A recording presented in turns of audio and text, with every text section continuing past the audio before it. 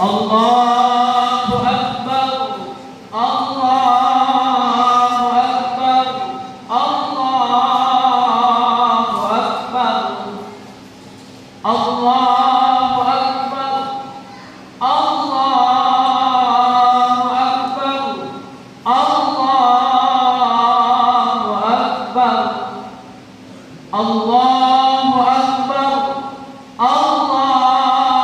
Akbar, Allahu Akbar, Allahu Akbar katsira, walhamdulillahi katsira, wa subhanallahi bukratan wa asila, la ilaha illallah wallahu akbar, Allahu akbar, walillahil hamd.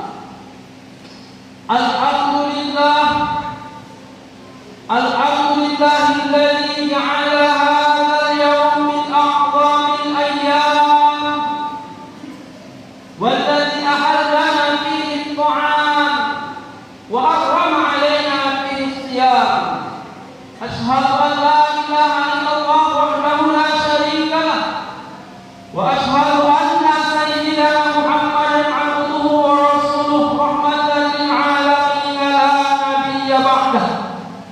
Allahumma shalli wa sallim ala sayyidina Muhammad wa ala alihi wa sahbihi ajma'in.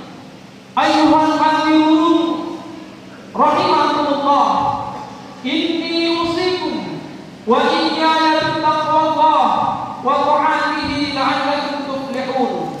Ittaqullah, ittaqullah, ittaqullah haqqa tuqatih, wa la tamutunna illa wa antum muslimun. Qala Allah ta'ala fi kitabihil karim, na'udzu billahi minasy syaithanir rajim. Wa ibadur rahman alladzina yamshuna 'alal ardi hauna wa idza khatabahumul jahiluna qalu salama walladzina yabituna li rabbihim sujjadan wa qiyama. Shadaqallahul 'azim wa shadaqa rasuluhun nabiyyil karim wa nahnu 'ala dzalika minasy syahidin wasyakirin. Puji beserta syukur tentukan kehadirat Allah Subhanahu wa taala dengan mengucapkan hamdalah. Alhamdulillahirabbil alamin. Karena Allah Subhanahu wa taala tak bosan-bosannya mencurahkan nikmat-Nya kepada kita. Di antara nikmat yang luar biasa yang Allah berikan kepada kita pada pagi yang berbahagia ini, nikmat kesehatan, nikmat iman dan Islam, serta nikmat kemampuan yang diberikan Allah kepada kita untuk melewati bulan Ramadan sebulan penuh dengan cara beribadah kepada Allah Subhanahu wa taala. Mudah-mudahan semua rangkaian ibadah yang pernah kita laksanakan selama Ramadan diterima oleh Allah Subhanahu wa taala dan Allah sematkan kepada kita satu derajat yang sangat kita dambakan, yaitu derajat takwa. Amin ya rabbal alamin. Selanjutnya salawat dan salam mari pula kita hadirkan kepada baginda Rasulullah sallallahu alaihi wasallam. Biqauli Allahumma shalli ala sayyidina Muhammad wa ala ali sayyidina Muhammad.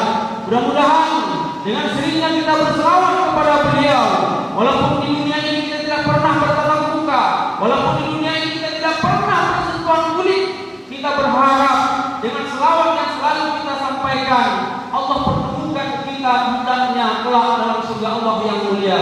Amin ya rabbal alamin. Hadirin wal hadirat jamaah salat Idul Fitri yang dimuliakan Allah Subhanahu wa taala. Pada pagi hari yang mulia ini, gema takbir, tahmid, tahlil memecah keheningan pagi 1 Syawal 1444 Hijriah. Gema takbir yang kita lantunkan, gema tahmid dan tahlil yang kita kumandangkan bukanlah hanya sekedar gerak bibir tanpa arti, bukan juga sekedar mengayunkan lidah tanpa makna, tapi merupakan pengakuan dari relung hati kita paling dalam. Pengakuan tentang apa? Pengakuan tentang kita adalah hamba yang lemah ketika berhadapan dengan Allah Subhanahu wa taala yang Maha Kuat. Pengakuan tentang kita manusia yang hina dengan berhadapan dengan Allah yang Maha Mulia. Mudah-mudahan dengan gemah takbir, dengan gemah takbir yang kita kumandangkan, kita doakan, hendaknya Allah jadikanlah kita sebagai hamba yang bertakwa kepadanya. Allahu Akbar, Allahu Akbar, Allahu Akbar, walillahil hamd. Ramadan 1444 Hijriah sudah berlalu meninggalkan kita. Tidak ada satu pun jaminan kepada kita untuk berjumpa kembali dengan Ramadan yang akan datang atau 1445 Hijriah. Namun demikian, kita sebagai hamba yang lemah telah berupaya sekuat tenaga untuk melewati Ramadan waktu demi waktu di Ramadan 1444 Hijriah dengan cara ibadah kepada Allah Subhanahu wa taala. Kita berdoa kepada Allah agar seluruh rangkaian ibadah yang pernah kita lakukan selama Ramadan ini Allah terima, Allah sempurnakan, Allah hantarkan kita menjadi manusia yang bertakwa dan mengampunkan dosa-dosa yang pernah kita lakukan. Sebagai mukmin yang baik, tentunya setiap ibadah yang kita lakukan kita akan merasa harap-harap cemas, berharap seluruh rangkaian ibadah itu diterima oleh Allah Subhanahu wa taala, agar timbul motivasi untuk selalu melakukan ibadah-ibadah, mengumpulkan perbekalan kita untuk akhirat kelak. Dan juga cemas kenapa? Karena tidak diterimanya ibadah-ibadah yang kita lakukan. Akhirnya dengan kecemasan tersebut, tempurlah kegiatan, timbul gairah untuk selalu mengulangi ibadah, untuk selalu meningkatkan kualitas ibadah kita. Karena kita tidak tahu ibadah mana yang diterima oleh Allah, apakah ibadah yang telah kita lakukan atau yang akan kita lakukan. Allahu Akbar, Allahu Akbar, walillahil hamd. Namun perlu kita ketahui hadirin yang dimuliakan Allah, Ramadan merupakan bulan tempaan, bulan bina kita, membina mental iman dan takwa kita agar kita bisa melakukan amal-amal soleh di bulan Ramadan. Yang namanya pembinaan, pembuktian keberhasilan pembinaan itu tentunya setelah selesai pembinaan. Begitu juga dengan Ramadan, namanya pembinaan di Ramadan, pembuktian kesolehan kita yang ditempa oleh Ramadan tersebut kita tunjukkan setelah Ramadan berlalu.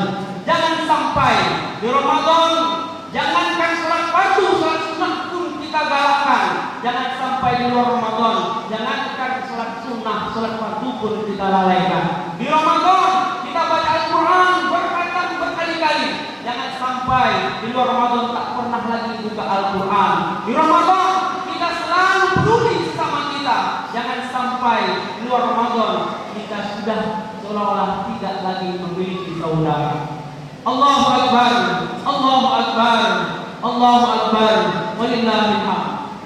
Seluruh rangkaian ibadah yang kita laksanakan di bulan Ramadan itu dalam rangka memperbaiki hubungan kita kepada Allah Subhanahu wa taala atau ta'allum min Allah.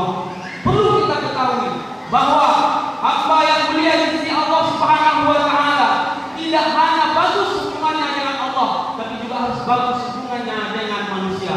Sebagaimana firman Allah yang kita bacakan di awal khutbah tadi, terdapat dalam surah Al-Furqan ayat 63. Apa kata Allah? Wa ibadur rahman alladzina yamshuna 'alal ardi hauna wa idza khatabahum al-jahiluna qalu salama walladzina yabituna li rabbihim sujadan wa qiyama. Kata Allah, adapun tanda-tanda apa yang mulia di Allah Subhanahu wa taala. Pertama, apabila dia berjalan di permukaan bumi ini adalah berjalan dengan keadaan awal lemah lembut. Seperti apa ketawaduannya? Seperti apa kelemah lembutannya? Kalaupun dia ditegur oleh orang jahil, dia tetap menjawab dengan jawaban salam, jawaban yang memberikan kesejahteraan. Jemaah rahimakumullah, Allah memposisikan di sini bahwa hubungan sesama manusia nomor satu baru dirangkai dengan ayat berikutnya, walladzina yabituna li rabbihim sujadan wa qiyama, yaitu hamba yang melewati malamnya dengan cara sujud dan berdiri beribadah kepada Allah. Dalam surah Al-Furqan 63-64 ini Allah rangkai. Pertama, ciri hamba yang mulia di sisi Allah adalah hamba yang bagus hubungannya dengan manusia. Kebagusannya jika dia diejek oleh orang jahil, dia tetap menjawab dengan jawaban salam. Allah tidak mengatakan hamba yang mulia di sisinya adalah hamba mulia di sisinya adalah hamba yang banyak ilmu. Allah tidak mengatakan bahwa hamba yang mulia di sisinya adalah hamba yang tinggi jabatannya. Tapi Allah mengatakan hamba yang mulia di sisinya pertama adalah hamba yang baik hubungannya dengan Allah Subhanahu wa taala. Begitu juga yang terdapat dalam surah Al-Imran ayat 112. Duribat alaihimullah aynama tuqitu illa bihablin minallah wa hablin minannas, kata Allah Subhanahu wa taala. Allahu akbar. Allahu akbar. Allahu akbar. Walillahil hamd. Nah, setelah kita bagus hubungan dengan Allah, maka kita harus memperbaiki hubungan kita dengan manusia, karena baiknya hubungan kita dengan Allah dan manusia itulah merupakan tanda-tanda hamba yang mulia di sisi Allah Subhanahu wa taala. Timbul pertanyaan, kepada siapakah pertama kali kita harus memperbaiki hubungan kita dengan manusia? Apalagi Syawal ini merupakan momentum untuk memperbaiki hubungan kita sesama manusia. Rasul mengatakan pertama yang harus kita perbaiki adalah hubungan kepada kedua orang tua kita. Jemaah rahimakumullah, tak ada satupun di antara kita yang ada dalam masjid ini yang tak terlahir dari dua orang tua. Orang tua merupakan manusia yang paling berjasa. Manusia merupakan orang tua merupakan manusia yang paling berjasa kepada kita. Apapun status kita, apapun jabatan kita, seperti apapun kondisi kita saat ini, itu merupakan kerja keras dan bukti adanya orang tua kita. Kaya kita, barangkali harta yang diberikan Allah itu adalah rebesan dari doa kedua orang tua kita. Tinggi jabatan kita, barangkali itu merupakan hasil dari doa kedua orang tua kita. Nah, oleh sebab itu, di hari yang fitri ini, mari kita lihat depan, samping kanan, samping kiri, serta belakang kita. Kalau ada terlihat wajah orang berjasa tersebut di saf kita, setelah sholat ini, pegang tangannya, hampiri dia, rangkul dia, sungkem dan minta maaflah kepadanya. Karena maaf dia merupakan pemicu keridhaan Allah Subhanahu wa taala. Namun jika kita telah lihat di depan, samping kanan dan samping kiri, dia sudah tidak ada. Apakah jarak kita yang jauh, kita ada di perantauan, dia di kampung, mari kita pergunakan alat komunikasi kita. Telepon dia, video call dengan dia, minta maaf dan minta izin, karena tak bisa kita balas jasa kedua orang tua kita. Jika dia sudah tidak ada, dipanggil oleh Yang Kuasa, mari datangi kuburannya, bermunajahlah kepada Allah Subhanahu wa taala. Kirimkan doa untuk dia agar dia di alam sana ditempatkan Allah di tempat yang mulia. Allahu akbar, Allahu akbar, walillahil hamd. Yang kedua, kepada siapa kita harus minta maaf setelah sholat Idul Fitri ini? Yaitu kepada pasangan kita, suami kepada istri, istri juga